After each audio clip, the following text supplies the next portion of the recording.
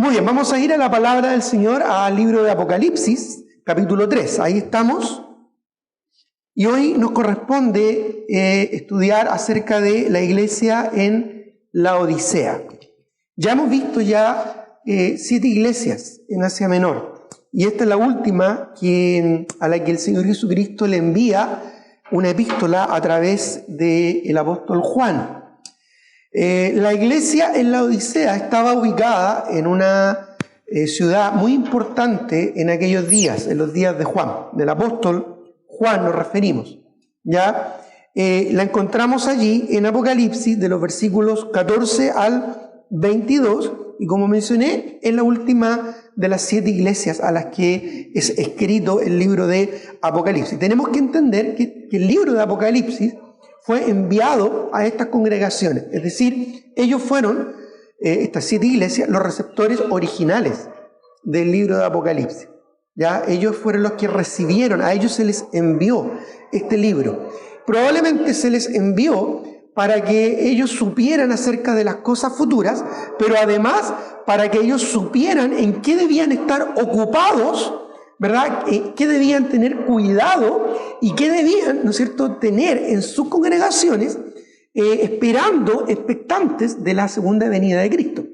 Ya ese probablemente fue el propósito por el que fue escrito el libro de Apocalipsis, para que ellos supieran qué hacer, cómo hacerlo, de qué tener cuidado, ya, y para que ellos estuvieran al tanto, ¿verdad?, de cómo conducirse en la casa de Dios, columna y baluarte de la verdad, como dice el apóstol Pablo, ya esperando, expectantes a la segunda venida de Cristo. Es decir, no solo el libro de Apocalipsis fue escrito para revelar las cosas futuras. Muchas veces pensamos que el libro de Apocalipsis solamente tiene que ver con las cosas futuras.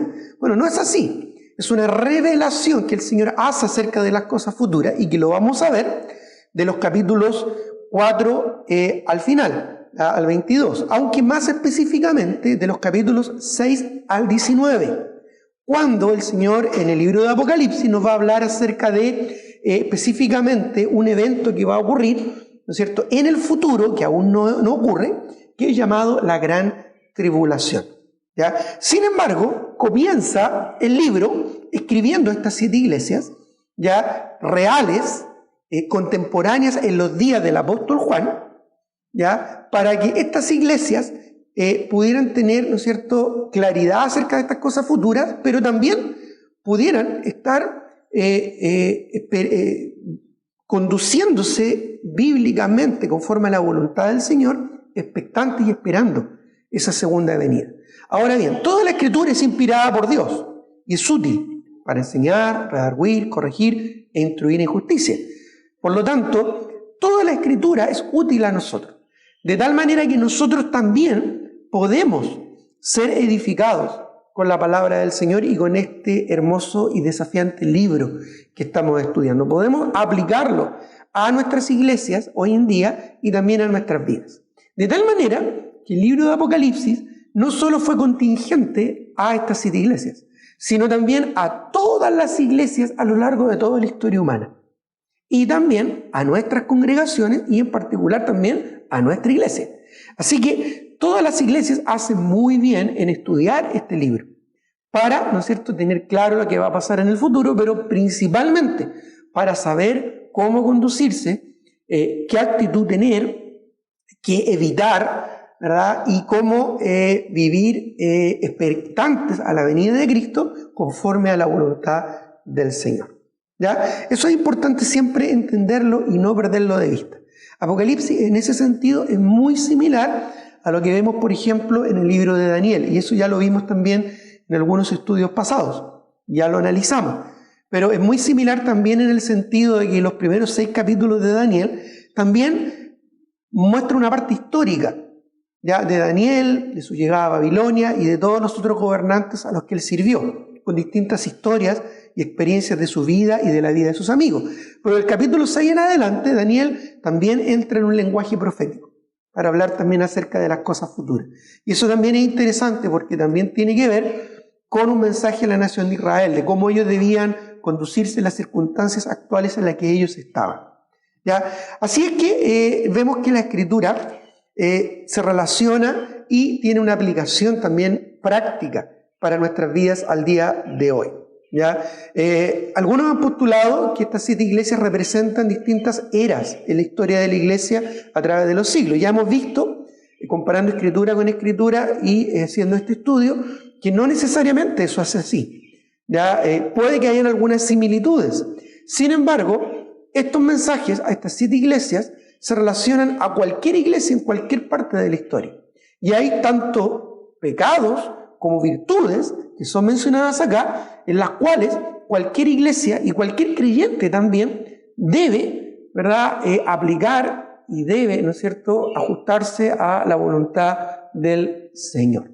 ¿Ya? Así es que hemos estado haciendo este estudio exegético buscando eso, una aplicación personal a nuestra congregación, a nuestras vidas en lo personal. ¿Ya? No solo quedarnos con el aspecto teórico, sino llevarlo a la práctica, tal como nos ordena la palabra del Señor, no siendo oidores olvidadizos, sino hacedores de la palabra.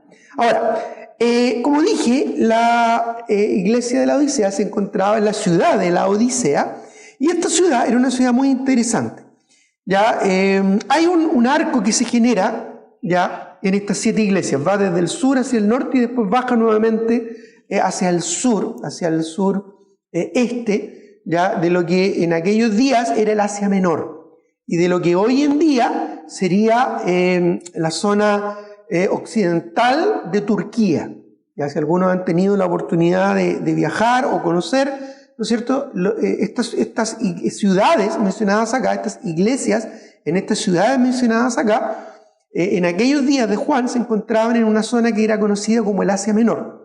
El día de hoy esa misma zona, es conocida como Turquía, la actual Turquía. ¿Ya?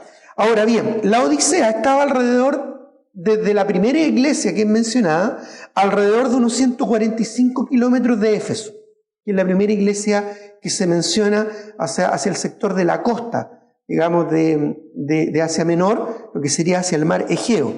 Luego empieza a subir, ¿verdad?, por las distintas congregaciones, y luego llega, ¿no es cierto?, hasta la última iglesia mencionada antes de la Odisea, que es la iglesia de Filadelfia. ¿Ya? La iglesia de Filadelfia estaba aproximadamente a unos 72 kilómetros, ¿ya?, de la Odisea.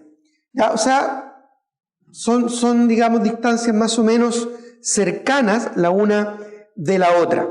¿Ya? El nombre de la ciudad, la Odisea, significa literalmente juicio del pueblo o justicia del pueblo. Eso es lo que literalmente significa este nombre. ¿Ya? Laos significa pueblo o gentes, ¿ya? Y Dicea significa algo recto, que normalmente se interpretaba o se traducía como algo justo o como justicia. Así que literalmente significa justicia del pueblo, el nombre de la ciudad.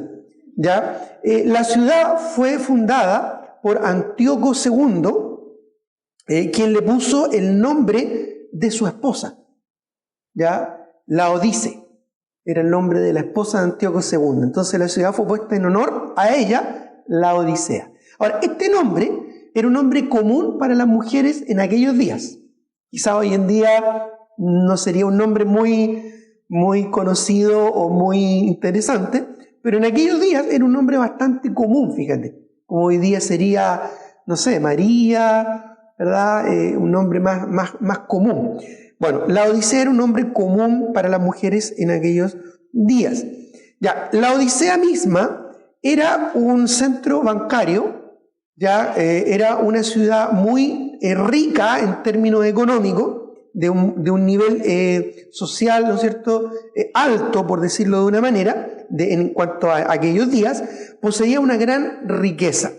Estaba embellecida con hermosos templos y grandes edificios, tanto gubernamentales como también de personas que tenían mucho dinero.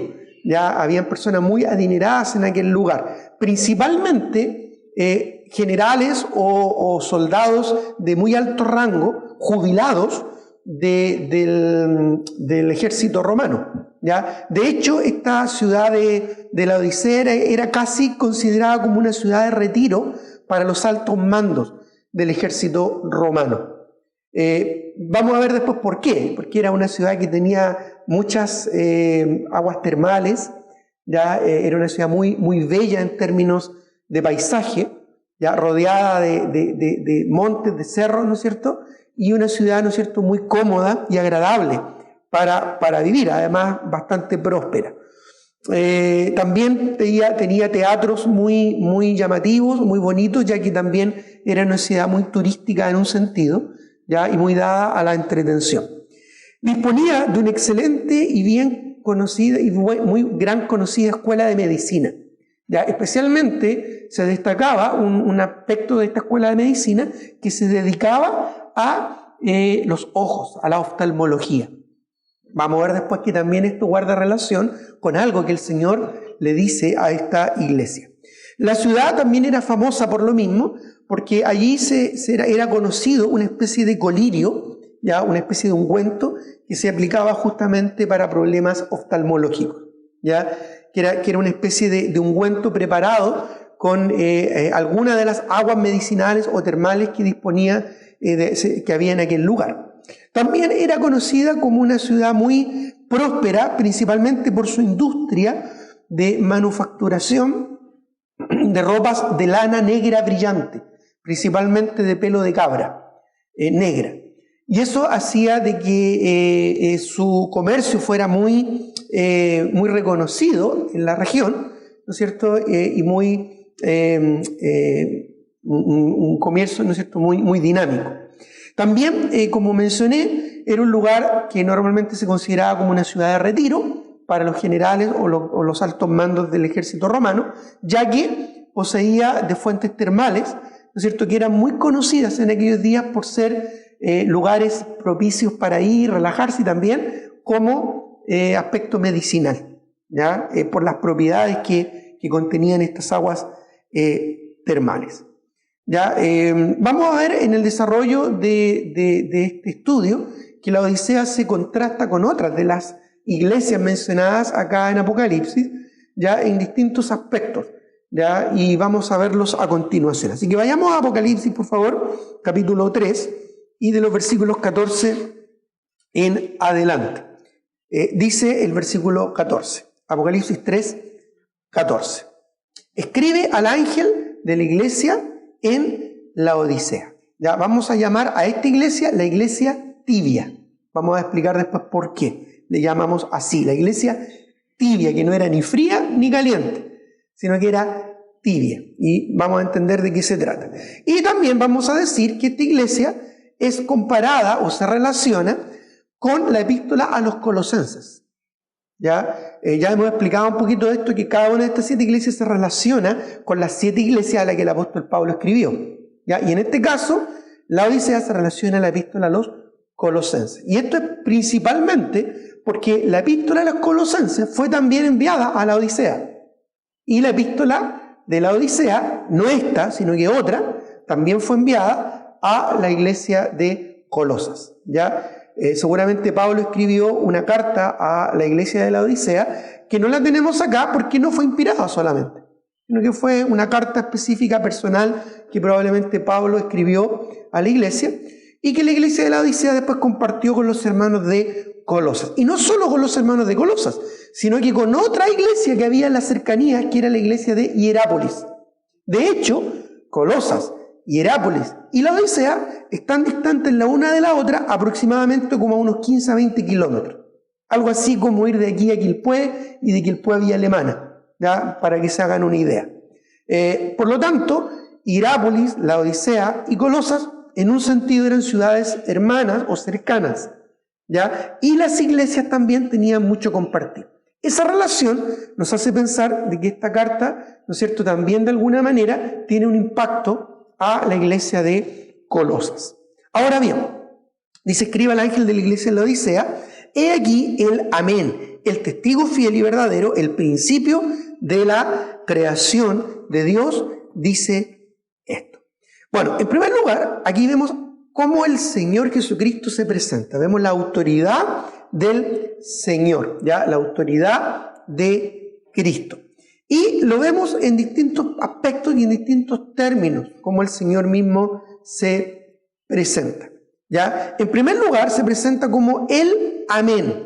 El artículo el, acuérdense porque es importante, ¿ya? Indica un artículo personal, pero específico. La persona indicada, mencionada acá en singular, ¿no es cierto? No es cualquier persona, sino que es el personaje que se menciona. En este caso, comienza diciendo el amén. Amén básicamente es una afirmación de firmeza y seguridad. Ya algunos la han interpretado como un así sea o esto está bien.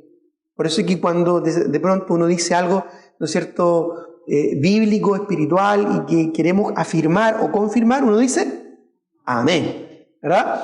Bueno, Cristo se presenta como el amén, es decir, el firme y el seguro. ¿Ya? Aquel, ¿no es cierto?, que es absoluto y definitivo. Ahora, luego se menciona como él, nuevamente se repite el artículo, testigo fiel.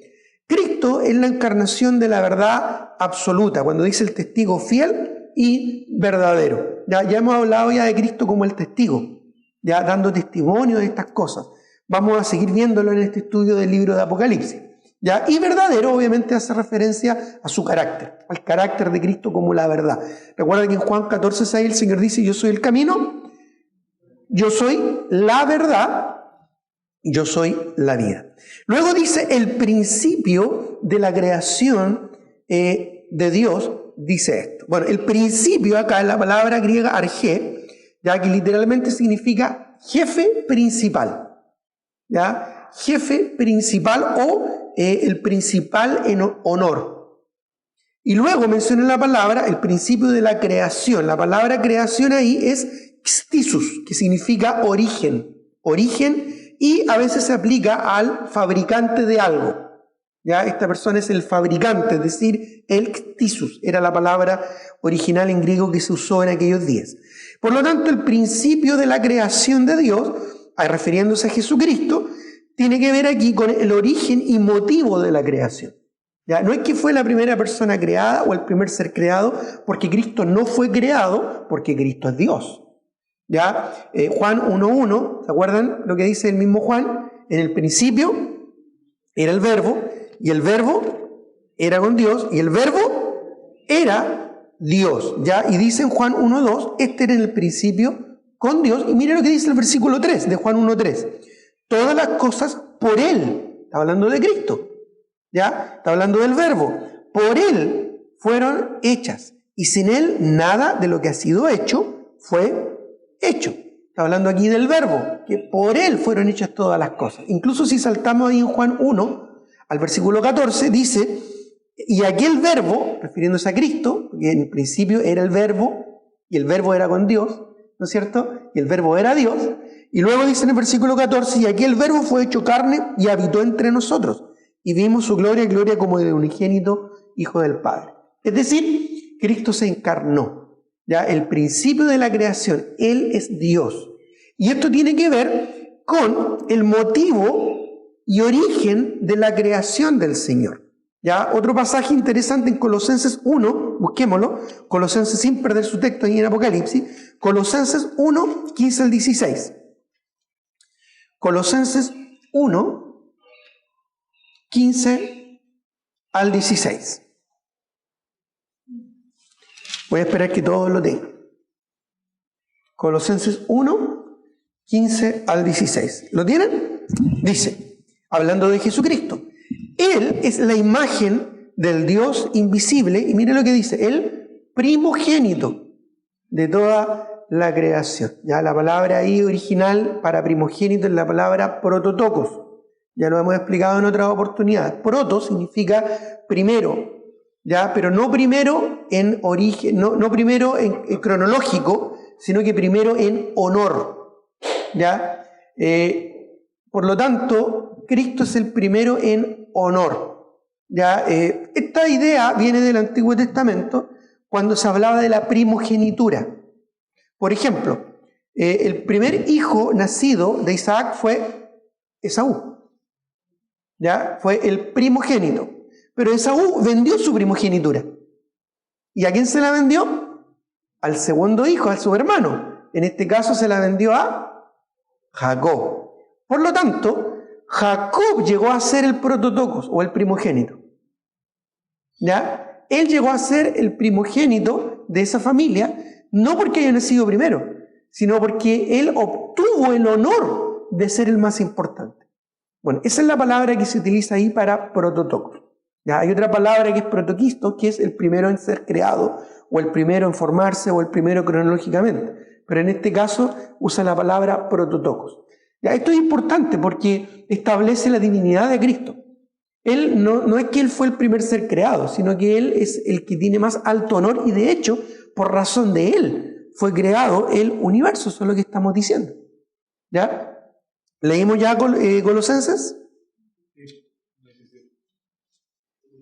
Sí, pero leímos, me parece solo el primer versículo. Colosenses, ahí está. Ya, 1:15, ese fue el que leímos. Dice: en la imagen del Dios invisible, primogénito de toda la creación. Ahora el 16, porque en Él fueron creadas todas las cosas, las que hay en los cielos y las que hay en la tierra, visibles e invisibles, sean tronos, sean dominios, sean principados, sean potestades. Todo fue creado por medio de Él y para Él. Mira aquí claro lo que dice el Señor aquí. O sea, todo fue creado por medio de Él, y añade, y para Él. Qué tremendo, ¿verdad? Y Él, dice el 17, y Él, hablando de Cristo, es antes de todas las cosas, y todas las cosas en Él subsisten. O sea, todo depende de Él y de su persona. Y hay otros pasajes también, Hebreos 1:2 también, ¿no es cierto?, que habla acerca de Cristo como el objeto y la motivación de lo que es la creación. Después lo puede buscar, Hebreos 1:2, si quieres lo anota. Ahora, en ese sentido, vemos, ¿no es cierto?, la presentación de Cristo como un Dios eterno, soberano, como aquel que tiene el control de todas las cosas. Aquel que es seguro, aquel que es verdadero, aquel, ¿verdad?, que es el origen y motivo y sustentador de todo lo creado. ¿Ya? O sea, el Dios que tiene el control. Esto es importante porque vamos a ver ahora en el versículo 15 de Apocalipsis 3. Y aquí deberíamos, según lo que hemos visto hasta ahora, en cada una de las iglesias se menciona la autoridad del Señor, los elogios del Señor a la iglesia, la reprensión del Señor, la exhortación del Señor y una promesa que el Señor da. ¿Ya? Y aquí deberíamos, ¿no es cierto?, toparnos con los elogios del Señor. Pero, tristemente, ¿verdad?, no hay ningún elogio. Esta es la única iglesia que no tiene ningún elogio. Es interesante porque hay dos iglesias más, ya, que no tuvieron ninguna reprensión, solamente elogios. La iglesia de Esmirna y la iglesia de Filadelfia. Pero en el caso de la iglesia de la Odisea no hay ningún elogio. El Señor no encontró nada bueno que destacar de esta iglesia. Me parece terrible, tremendo, que el Señor mismo, el soberano, el Dios creador, no tenga nada bueno que decir de esta iglesia. Y eso también va de la mano con el carácter que tenía esta congregación. Por eso dice, ¿verdad?, yo conozco tus obras. Ya hemos dicho que esa palabra conozco es la palabra eido, que no es la palabra común que se usa en el idioma original para hablar de conocer ya a alguien por experiencia, sino que la palabra eido tiene un sentido de entendimiento completo de algo. Obviamente hace referencia a Cristo como omnisciente. ¿Ya? Yo conozco tus obras. El Señor sabía quién eran ellos. Sabía lo que había en sus corazones y no encontró nada bueno. Ya contrasta con la iglesia de Filadelfia, que no tuvo ninguna reprensión, por ejemplo. ¿Ya? Ninguna cosa mala que decir. O la iglesia de Esmirna, que tampoco tuvo nada malo que decir, solamente de personas externas a la iglesia de Esmirna que querían atacar a la iglesia.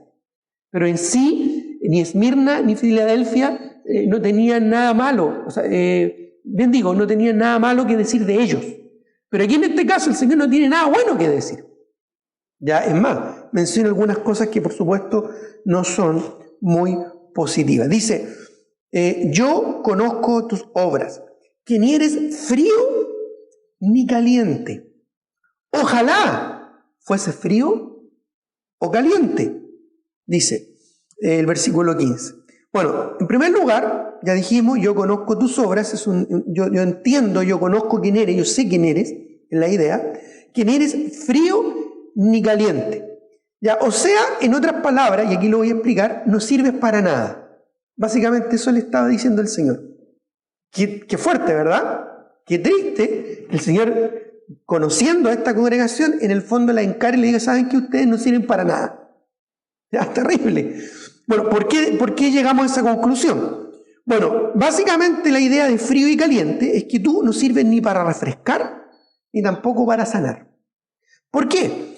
Esto es una clara alusión a las circunstancias puntuales que vivían estos hermanos ahí en la iglesia en la Odisea. Recuerden de que era un lugar donde habían fuentes termales.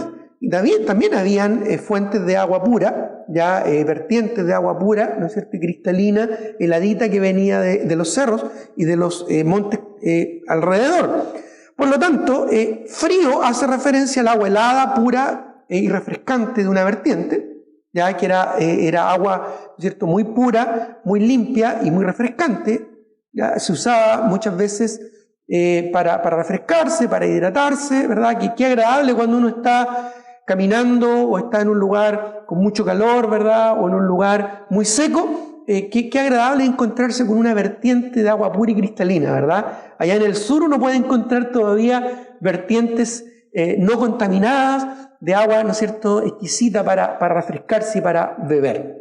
Y caliente hace referencia seguramente a las aguas termales que había en aquellos días, aguas termales que eran muy conocidas en la región como aguas medicinales y de las cuales también se hacían ungüentos y preparados para los ojos o para otras partes del cuerpo. O sea, en otras palabras, no sirven ni para refrescar ni para sanar. ¿Ya? No eres ni frío ni caliente. No eres ni agua para beber, ni tampoco eres agua para bañarte. ¿Ya? No eres ni para refrescar ni para sanar. En realidad, lo que le estaba diciendo el Señor es que en el fondo no servían para nada.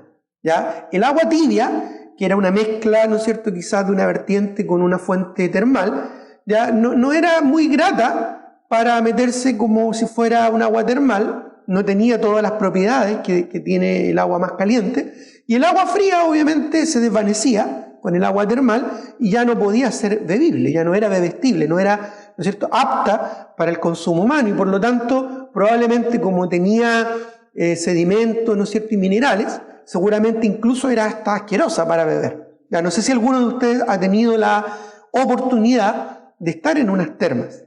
Ya, a mí en lo personal es uno de los lugares donde más me gusta estar. Ya ahí en agüita, ¿no es cierto?, bien caliente, ¿verdad?, para poder sanar, para poder refrescar, ¿no es cierto?, más bien para poder relajarse. Creo que es uno de los lugares mejores donde uno puede disfrutar un buen descanso. ¿Ya? Y he tenido la bendición de estar en algunos lugares exquisitos, donde uno puede estar ahí. Me acuerdo en una oportunidad con un grupo de pastores que fuimos a unas termas en el sur, ¿ya? Y estaba nevando, de hecho había como medio metro de nieve. De hecho había que hacer un caminito entre la nieve, ya que al final se hacía un hielo, ¿ya?, para poder llegar a las piscinas termales. Incluso pasábamos ahí a pie pelado, ¿no es cierto?, por el hielo, ¿ya? Algunos más valientes se tiraban a la nieve, ¿ya?, y después se tiraban al agua caliente, ¿no es cierto?, que a esa altura con el contraste parecía agua hirviendo, ¿ya? Algunos pastores, ¿no es cierto?, hicieron eso, yo no lo hice, ¿ya?, por si acaso, paso el dato, queda registrado, ¿ya? Pero sí hacía mucho frío y estaba nevando, ¿no es cierto?, y fue una experiencia muy, muy interesante, ¿ya? Bueno, me imagino que aquí el Señor le está mostrando a la iglesia de la Odisea algo que ellos podían entender, algo que ellos que habían percibido en su entorno, y algo que ellos podían, ¿no es cierto?, con lo que se podían contrastar y confrontar, ya con respecto a la realidad a la que ellos vivían. Así que esto seguramente les quedó muy claro. El decirles que ustedes no son ni frío ni caliente era como decirle, ¿no es cierto?, a ellos, ustedes no sirven para nada, o sea, no son ni esto ni lo otro, no tienen ninguna utilidad. Ya no sirven ni para refrescar ni para sanar. Bueno, ojalá, dice el Señor, este es un término, ¿no es cierto?, de deseo, ojalá fuese frío o caliente, ya que ambas eran condiciones ideales, o ser frío o ser caliente. Aquí no está hablando de un contraste de algo bueno y de algo malo. Ya he escuchado varios mensajes de la Odisea, distintos predicadores, y algunos contrastes como si frío fuera algo malo y caliente fuera algo bueno. No, no es un contraste entre algo bueno y algo malo. Simplemente es que hay algo bueno también, y ellos no eran ni lo uno ni lo otro. Ese es lo que el énfasis que está dando acá. ¿Ya? Es decir, ambos, frío o caliente, eran condiciones ideales y útiles, que ellos básicamente no tenían. Pasemos al versículo 16. Pero, siempre encontramos un pero, ¿verdad? Cuando encontremos un pero en la escritura, ¿qué hay que hacer? Parar. ¿Ya? Porque es como un disco pare. Cuando tú llegas a una intersección y te encuentras con un disco pare, ¿qué tienes que hacer?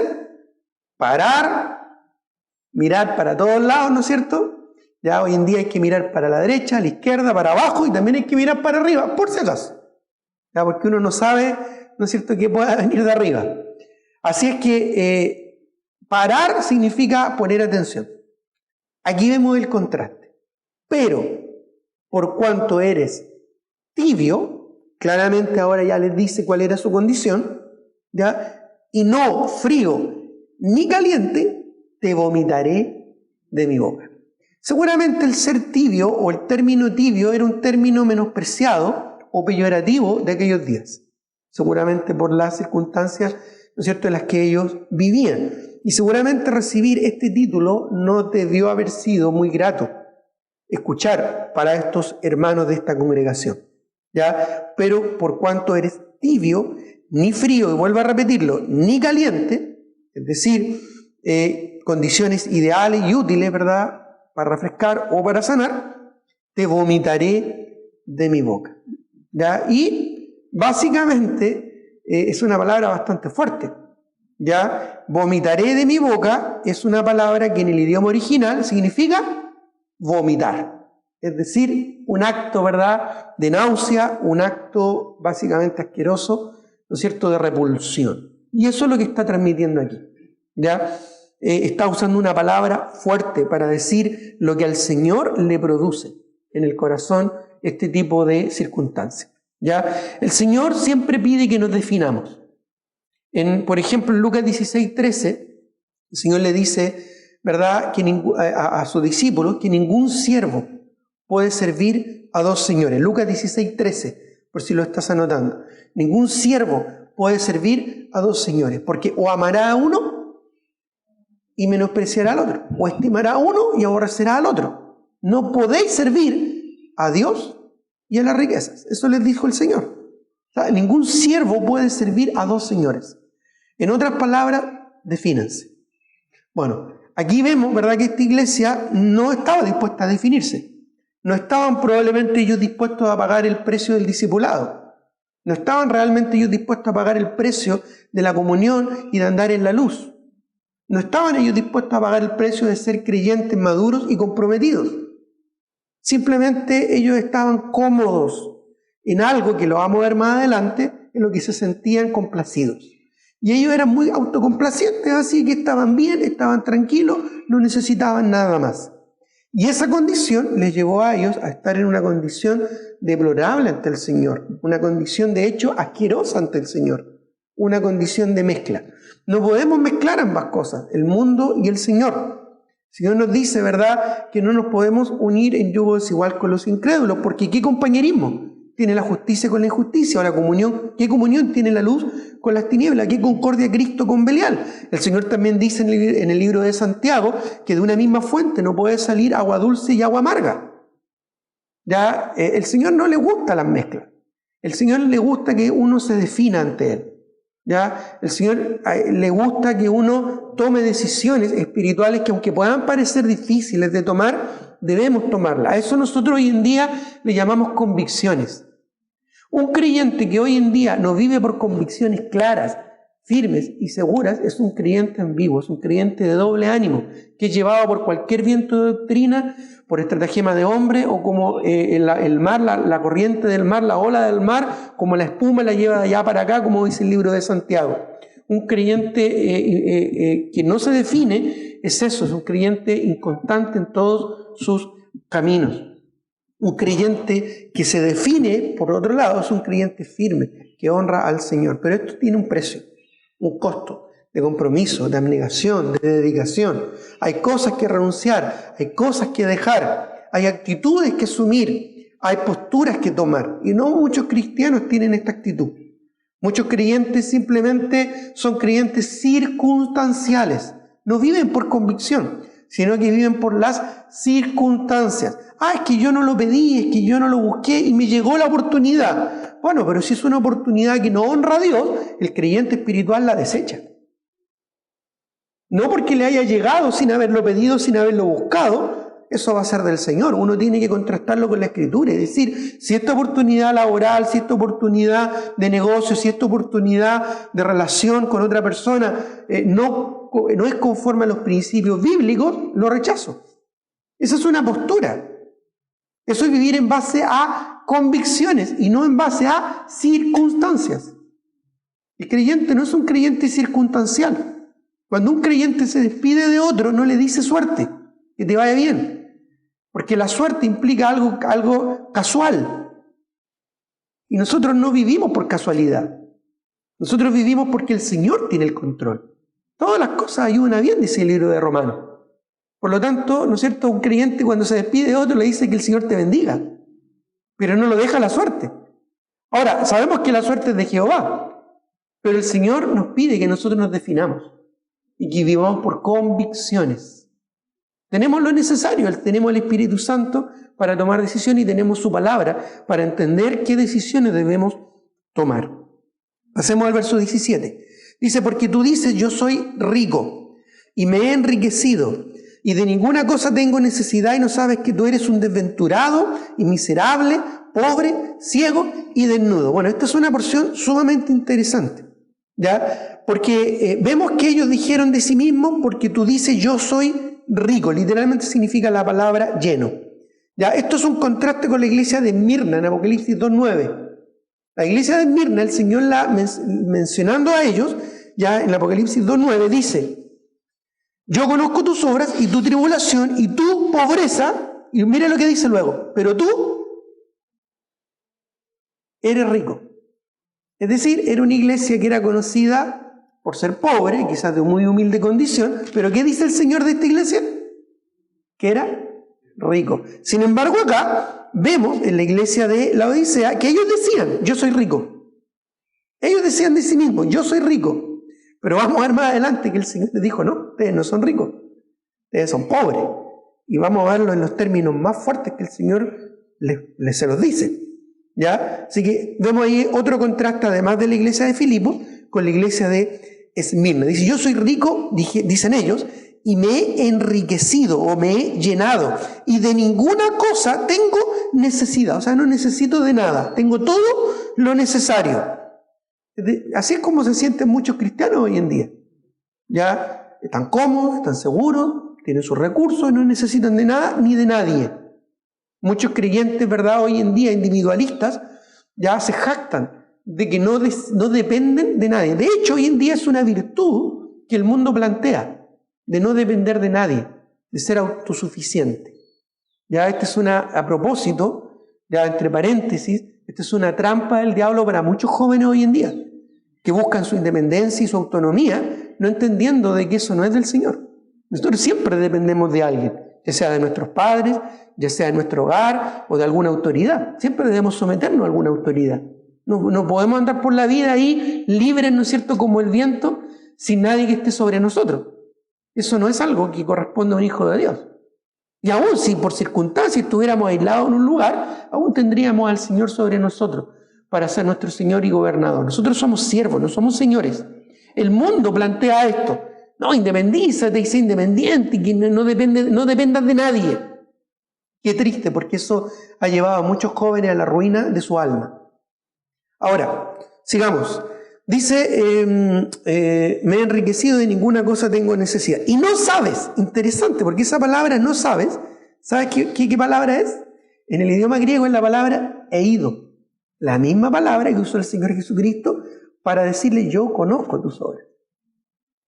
No sabes, literalmente es una negación que comienza con un ok, una negación enfática en el idioma griego. Recuerda que en el idioma griego hay 3 palabras para referirse a no. Y una de esas palabras es un no enfático definitivo. Entonces, esa palabra no sabes o he ido significa tú no conoces, o tú no entiendes, o tú no te das cuenta, o tú no percibes, ya eres ignorante realmente de quién realmente tú eres. Eso le está diciendo el Señor. No entiendes o no conoces realmente, ya que tú eres, y ahí interesante porque en el idioma original no existe la palabra o no está la palabra un, sino que es un artículo, el artículo G, que es él. Es el mismo artículo que se refiere al Señor Jesucristo cuando habla en el versículo 14, el amén, o el testigo fiel, el principio de la creación. Entonces el Señor aquí lo que está haciendo, le está encarando a ellos, diciéndole que tú eres el desventurado. Es decir, le está hablando cara a cara, ojo a ojo, y le está diciendo, tú eres un miserable, un desventurado. Literalmente, esa palabra desventurado es la palabra desaprobado, o también una palabra muy fuerte, que es la palabra desgraciado. Eso le está diciendo, una palabra dura. Tú eres el desventurado, el desgraciado. Si hay un desgraciado aquí, eres tú. Eso le está diciendo el Señor. Son palabras duras, son palabras fuertes, no son palabras de cariño, ni de aprecio, ni de autoestima. No, son palabras muy duras. Tú eres el desventurado. Y además, en el original, en el idioma griego, cada una de estas palabras viene precedida de la palabra griega kai, que significa y. Es una conjunción. Y tiene que ver con un énfasis. O sea, literalmente podríamos leer, tú eres el desventurado y miserable y pobre y ciego y desnudo. O sea, una suma de todas estas cosas que hacen de que ellos en realidad, ante los ojos del Señor, fueran realmente despreciables. Por eso es que el Señor anteriormente les dice, no eres ni frío ni caliente, eres tibio y te vomitaré de mi boca. Realmente fuerte lo que está diciendo el Señor acá a esta congregación. ¿Ya? El desventurado o desaprobado, miserable, básicamente es la palabra digno de lástima. Digno de lástima. Luego le dice pobre, literalmente esa palabra pobre es la palabra pordiosero o mendigo. Pero es un mendigo, eso es lo que le está diciendo. Ellos se creían ricos, pero el Señor le está diciendo que en el fondo eran unos pordioseros, unos mendigos. Luego le dice, eres ciego. Esa palabra ciego viene de la palabra griega que también se traduce como niebla. O sea, le está diciendo, y además tú eres nublado, refiriéndose a su vista. O sea, tu vista está nublada, tú no ves bien. ¿Ya? Tú no ves bien. Tu vista está completamente distorsionada. ¿Ya? Así como cuando uno, ¿verdad?, sufre de cataratas y una telita empieza a bajar, ¿verdad? Y tú ves como todo difuminado, como todo mal, ¿verdad? ¿No ves bien? De la misma manera, el Señor les está mostrando esto. Luego dice, y desnudo, despojado de todo, básicamente. Despojado de todo. Tremendo, ¿verdad? Ellos no entendían su verdadera condición. No comprendían, no asimilaban su verdadera condición. Dice el versículo 18, por tanto, yo te aconsejo. ¿Quién le aconseja al Señor? Ya recomiendo en la palabra que usa, que de mí compres oro refinado en fuego. De mí, porque no de otro podemos recibir solamente la bendición del Señor. La bendición de Jehová, la que enriquece y no añade tristeza con ella. Y toda buena dádiva y todo don perfecto desciende de lo alto, el Padre de las luces, en el cual no hay mudanza ni sombra de variación. Dice, de mí, compres de mí. Ya te recomiendo que de mí compres. Esa palabra comprar es la misma palabra que se usa para redimir. Y tiene que ver con pagar un precio. Porque tomar una decisión significa pagar un precio. Cortar con alguien, cortar con una relación, cortar con un negocio, cortar con algo que no está bien, significa pagar un precio. Tal vez perder dinero, pero ganar el alma. El Señor lo dijo muy claro. ¿Verdad? ¿Qué saca el hombre si ganare todo el mundo y perdiere su alma? ¿O qué recompensa dará al hombre por su alma? Hay un contraste aquí muy grande entre Dios y las riquezas. Luego dice, te aconsejo que de mí compres oro refinado, ya en fuego, o sea, oro puro, pasado por el crisol, ¿verdad?, del fuego una y otra vez para extraer su máxima pureza. ¿Para qué? Para que seas rico. La misma palabra, para que seas pleno, lleno. En vez de la riqueza que tú piensas tener, ¿no es cierto? De mí puedes comprar verdadero oro y verdadera riqueza. Y vestiduras blancas para vestirte, que habla de la santidad y la dignidad, para que no se descubra la vergüenza de tu desnudez, lo que realmente tú eres en el fondo. Y luego añade, y unge tus ojos con colirio para que veas. O sea, date cuenta, en otras palabras.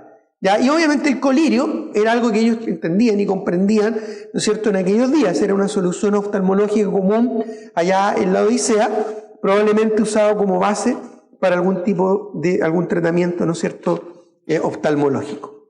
Ahora, en el versículo 19 dice, yo, y aquí vemos la exhortación del Señor.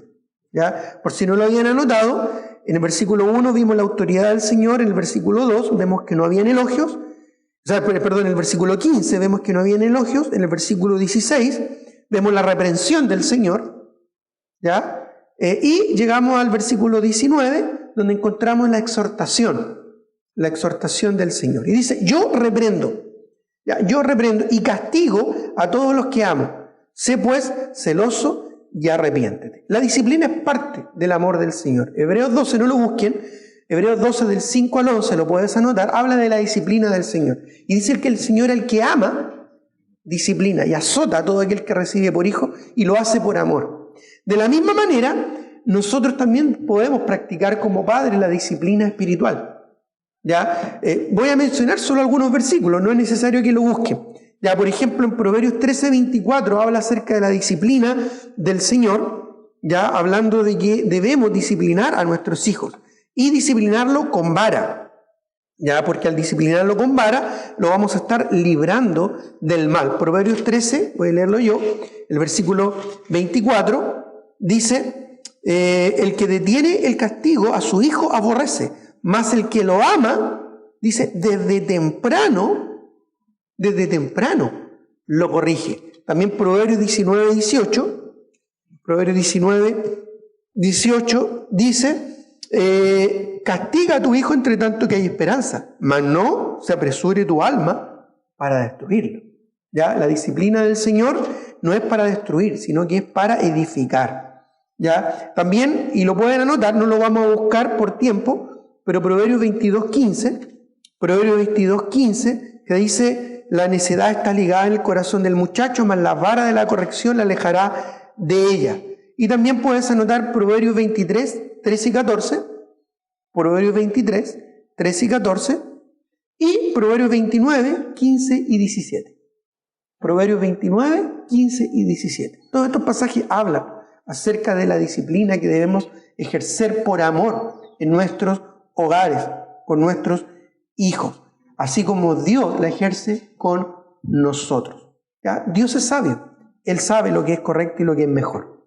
Finalmente, en el versículo 20 declara, y aquí yo estoy a la puerta y llamo. Si alguno oye mi voz y abre la puerta, entraré a Él y cenaré con Él y Él conmigo. Yo estoy a la puerta de la voluntad de nuestro corazón, es lo que está diciendo. Y llamo, porque Él da oportunidad. El Señor es un Dios que da oportunidad. Si alguno oye mi voz y abre la puerta, abre su corazón, entraré a Él y cenaré con Él y Él conmigo. Habla de la comunión. Ya, a veces yo he escuchado este pasaje para aplicarlo a personas inconversas, para presentarles el Evangelio. Y tal vez puede ser usado como una buena ilustración. Pero en realidad aquí está hablando, no hay incrédulos, está hablando de la iglesia. ¡Qué increíble! Ellos habían dejado afuera al señorío de Cristo en sus vidas. He escuchado incluso predicadores interpretar este pasaje como si hiciera referencia a una iglesia incrédula. Yo no creo eso, yo creo que ellos eran creyentes y por eso Dios los está reprendiendo, porque el Señor al que ama, disciplina. Sin embargo, creo que ellos, como creyentes, como hijos del Señor, habían dejado de lado fuera el señorío de Cristo. En otras palabras, eran creyentes carnales y eran creyentes mundanos. Los catos y cuntas que aprendimos en la clase pasada, ¿se acuerdan? Los amantes de este mundo. Eran creyentes que en realidad habían dejado fuera la autoridad de Cristo sobre sus vidas. No estaban leyendo las Escrituras para dejar que ellas transformaran sus vidas. No estaban orando. No estaban dejando que Dios hiciera una obra en sus vidas. Entonces el Señor les dice, arreglemos cuentas. Yo quiero tener comunión con ustedes, pero si ustedes no me dejan, yo no los voy a obligar. Yo estoy a la puerta y llamo. Qué tremenda misericordia y gracia del Señor. Ya, cuando tú te sientas lejos de Dios, no es que Dios se alejó de ti, es que tú te alejaste de Él. Por lo tanto, el Señor está ahí mismo esperándote con los brazos abiertos, que tú reflexiones, recapacites y vuelvas como el hijo pródigo a los brazos del Padre. Y el versículo 21 termina con la única promesa que encontramos. Interesante también de que toda la otra epístola se mencionan varias promesas.